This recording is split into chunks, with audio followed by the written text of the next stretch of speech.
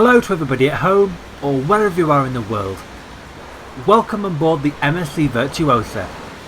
Over the course of this video and this cruise, I shall be taking around parts of this fantastic ship, around countries some of which I've never seen before, such as Norway and Iceland. The MSC Virtuosa is one of 5 Meraviglia class ships in the MSC Cruises fleet. The Meraviglia class, or Meraviglia Plus class, as MSC like to call it, is the 3rd largest cruise ship type in the world, behind the Wonder of the Seas, which until the launch of the Icon of the Seas in early 2024 is the current largest cruise ship in the world. Royal Caribbean's 5th and penultimate Oasis class vessel, followed in 2nd place by MSC's very own World Europa.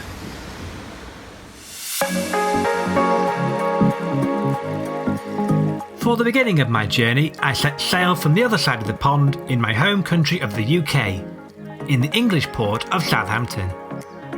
The port city of Southampton is the most popular choice of embarkation for cruising holidays in the UK. 1.9 million passengers sailed from here in 2022, showing a positive sign of recovery from the COVID-19 pandemic. To warmly welcome you on board MSC Virtuosa, and thank you sincerely for choosing MSC Cruises as your preferred cruise line. Overnight and into the following morning, we sail west in the English Channel until we reach the point of Land's End in the English county of Cornwall. We then make a turn to starboard, heading north into the Irish Sea, following the coast of the Republic of Ireland for much of the afternoon. By the evening, we passed between Northern Ireland and southern Scotland in the North Channel. There still remains over 120 miles until we reach our first port of call. Continually proceeding north, we head towards the Firth of Clyde and the Isle of Arran. The next morning we arrive in the Scottish town of Greenock. For this first port visit, I decided to just explore the local area, for which I discovered the Oakmoor shopping centre, hosting around 50 stores, including retailers such as Pandora, Primark and Poundland. However, in hindsight, I think a train or bus to Glasgow would have been the better option. Back on the ship, we prepare to set sail for 2 days at sea. In a true Scottish style, we are bid farewell by a local pipe band as we sail down the mouth of the Clyde into the Irish Sea.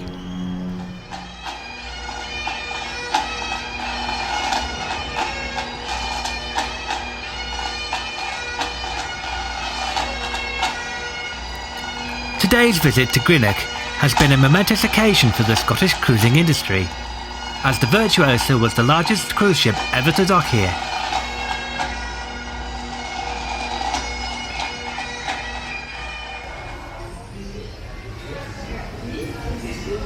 On an evening, the central promenade, or as MSC like to call it, Galeria Virtuosa, hosts many parties such as the White Party, the Hollywood Party, and even silent disco on some occasions.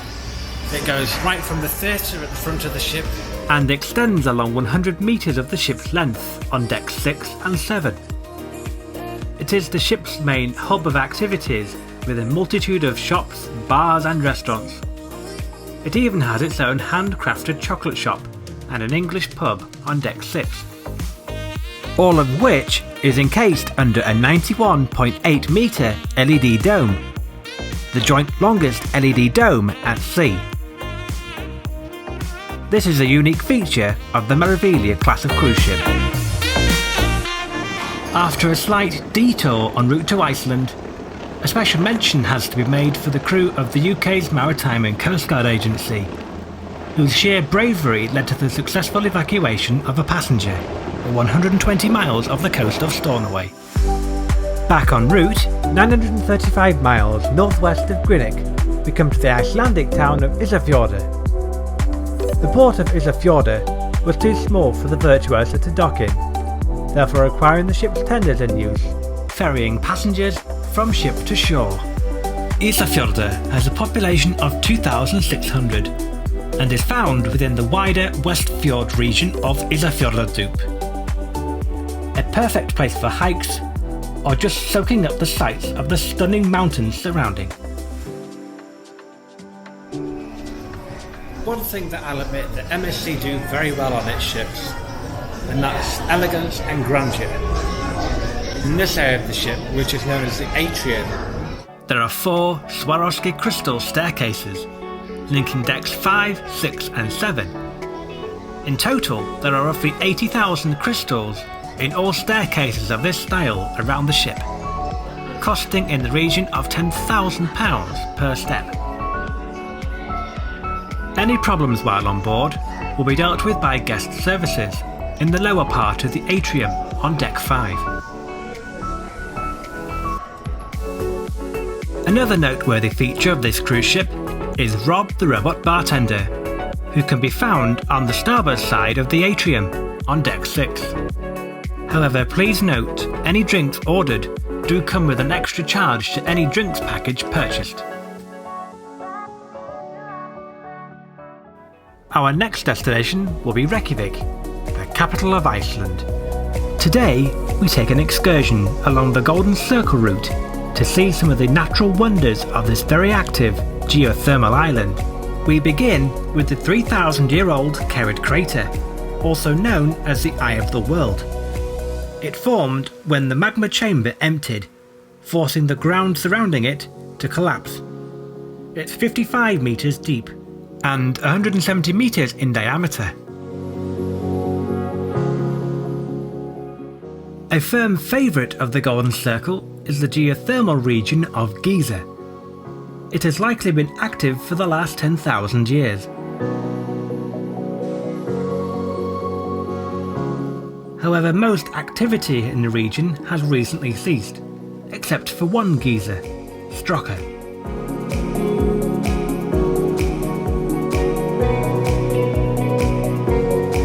Strokka erupts almost every 10 minutes, with enough power to launch boiling water up to 130 feet into the air. Personally, I thought this was quite a small eruption. However, I did catch part of another one earlier.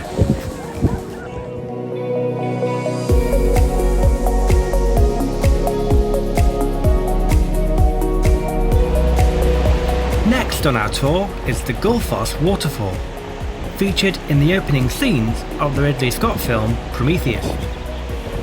In the summer season, it has a rate of flow of 140 cubic metres per second, based on an average. Gullfoss forms part of the Havita River and is the end result of the thawing Langjökull Glacier. Our final stop on this tour takes us to the UNESCO World Heritage Site of Thingvellir National Park, where you can witness firsthand the Mid-Atlantic Ridge, the point at which the North American and Eurasian tectonic plates converge.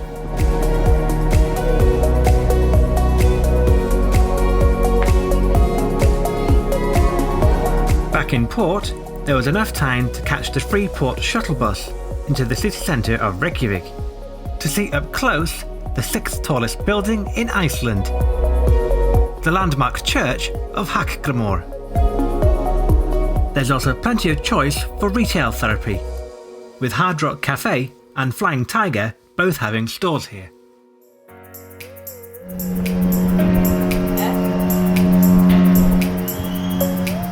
After an overnight port stay, a little after midday local time in Reykjavik, the MSC Virtuosa clears her berth in Skipabaki, ready to leave the world's most northerly capital behind and sail towards her next destination in Norway in 1.5 days' time.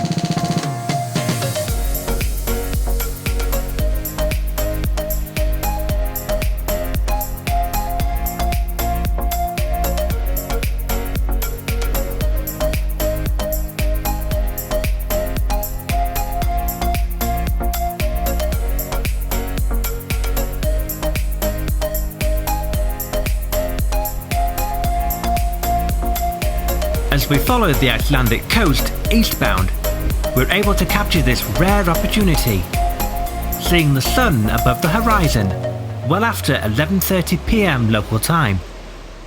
It truly is the land of the midnight sun.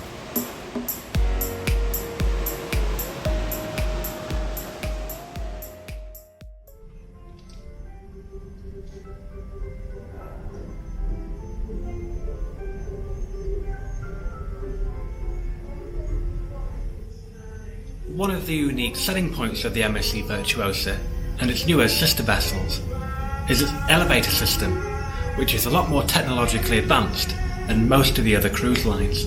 Select your intended floor number from the LCD display screen to reveal your assigned lift letter. These are labelled from Alpha to Foxtrot and flash up on the LCD display screen as well as above the lift, all designed to reduce overcrowding of the lifts. As we leave the Icelandic coast behind and in a 900-mile journey, we arrive in the Norwegian town of Alesund.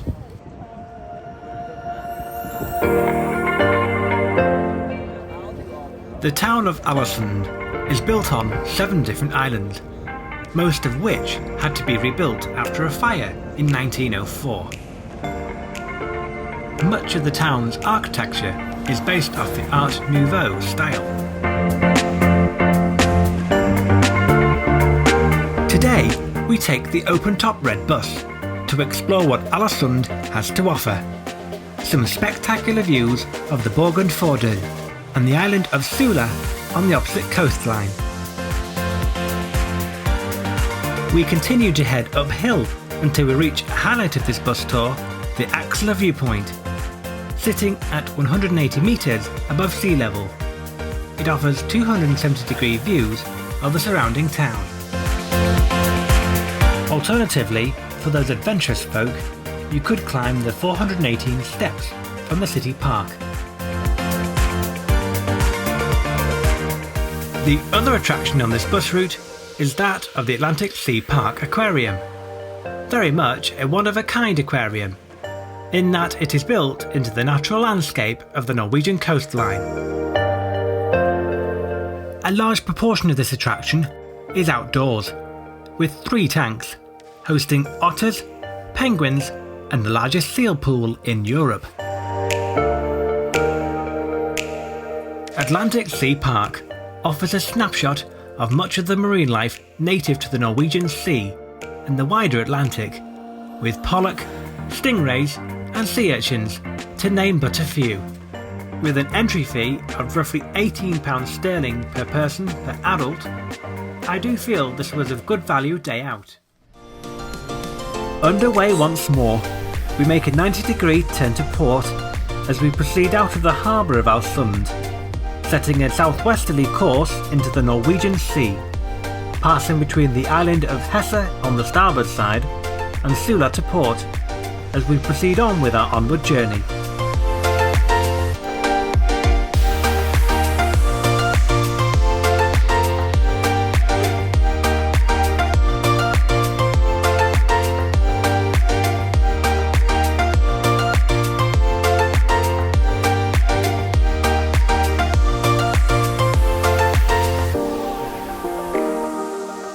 Of the ship on the Virtuosa, on deck 6, you'll find the Grand Theatre, with seating for over 945 people.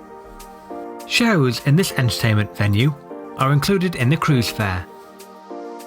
At the back of the ship, there's also the 427-seater Carousel Lounge. This venue hosts 2 Cirque du Soleil style shows on alternate evenings, charged at £9 per person pre-boarding, or £15 per person on board. On this cruise, however, I primarily chose to go to the shows in the Grand Theatre. Here are a couple of examples.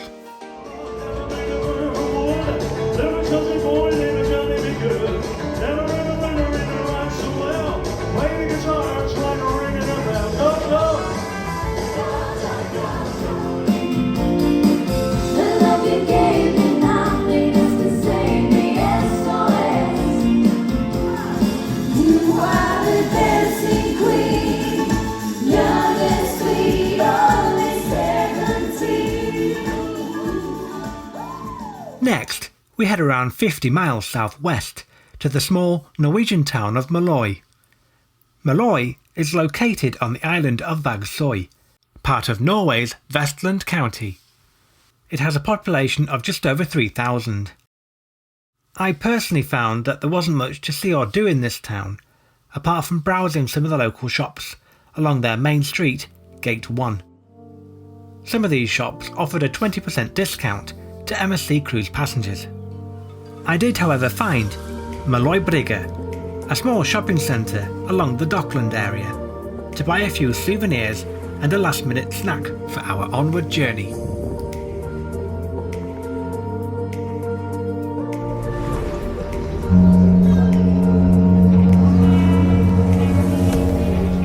As 6 PM approaches, we make final preparations for our departure from Malloy.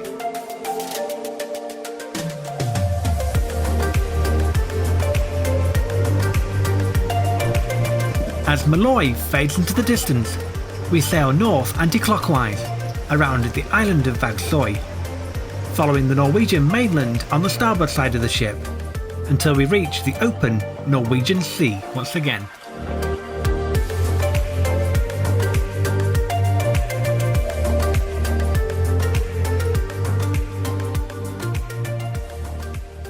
If you think yourself a little bit of a thrill seeker, then this ship really does excel in the Savannah Aqua Park, which has 3 slides, making it one of the largest water parks at sea. All of the other ships in the Meraviglia class and Meraviglia Plus class all have a water park of a similar design, such as the Meraviglia, Bellissima, Grandiosa and the newly launched MSC Eurybia. Also on Deck 19, you'll find the Himalayan Bridge, which is a high ropes course used in conjunction with a harness. However, it's not for the faint-hearted, as it's 80 metres above the sea.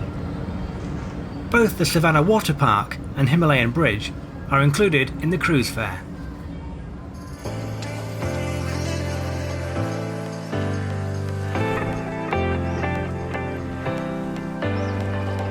At 11:45 PM Norwegian time, we approach the entrance to the longest and deepest fjord in Norway, the Sognefjord.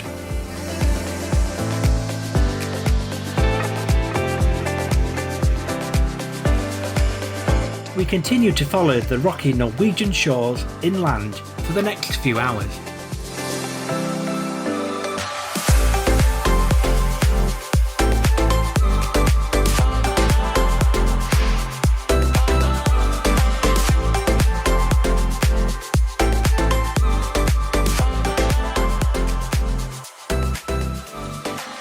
Seven hours into the transit up the Sognefjord, we arrive at our final port of call, the port village of Flåm.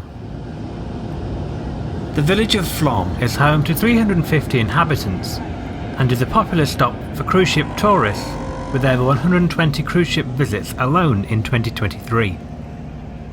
Although it is a small village, there are still a number of excursion activities available. The most popular of these being the Flambanna Railway, one of the steepest railway journeys in the world, situated just 5 minutes away from the cruise ship docks. If you don't fancy spending a near £37 per person sterling return if booked directly on this rail journey, then you could opt for the Red Road train at a more reasonable £14 per person sterling. This land train takes you on a 45-minute journey into Flåm village centre, with Flåm's church acting as a turning point for the journey back.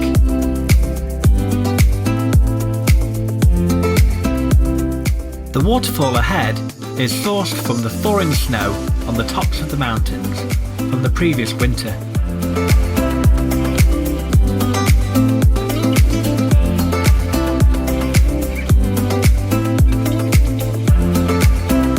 The vast majority of these mountains soar over 1,400 metres above sea level.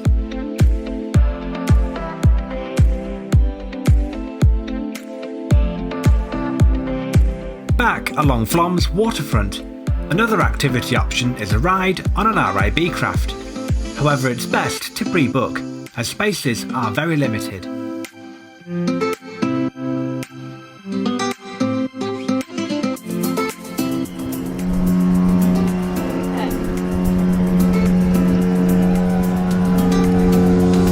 mooring ropes back on board, we say goodbye to Flom, as we leave port one final time, to begin our journey back down the fjord, taking in some of Norway's most dramatic landscapes.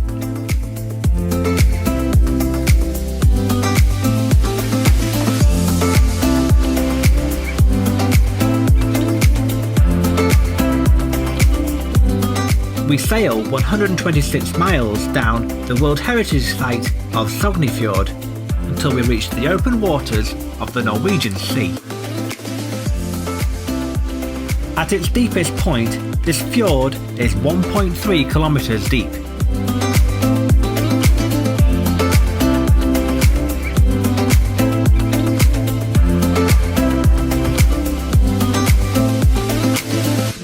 Once clear of the Sognefjord, we head southwest into the North Sea for our approach back into Southampton. Thank you for coming with me on this journey to Iceland and Norway on the MSC Virtuosa. Over the course of this trip, together, we've travelled a total distance of 3,800 miles. If you've enjoyed this video, please stay tuned in the autumn when I'll be on the Iono with P&O Cruises. Thank you and goodbye.